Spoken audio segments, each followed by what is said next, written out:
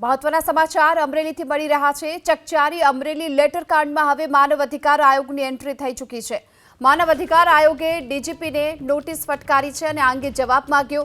પાયલ ગોટીનું સરઘસ કાઢવા અને મોડી રાત્રે ધરપકડના મુદ્દે આયોગ મેદાને જોવા મળી રહ્યું છે। ત્યારે પોલીસને કાર્યવાહી નિયમથી વિપરીત હોવાથી ડીજીપીને આ અંગે નોટિસ ફટકારી છે। 2 સપ્તાહમાં ડીજીપીને ખુલાસો કરવા માટે માનવ અધિકાર આયોગે આદેશ આપ્યો છે અને માનવીય અધિકારોનું હનન થયું છે કે કેમ તે અંગે ખુલાસો કરવા પણ નિર્દેશ આપ્યો છે। નેશનલ હ્યુમન રાઇટ્સ કમિશન દ્વારા ડીજીપી સાહેબને નોટિસ પાઠવવામાં આવી છે કે તેને પોતાનો 2 અઠવાડિયામાં રિપ્લાય ફાઇલ કરવાનો છે।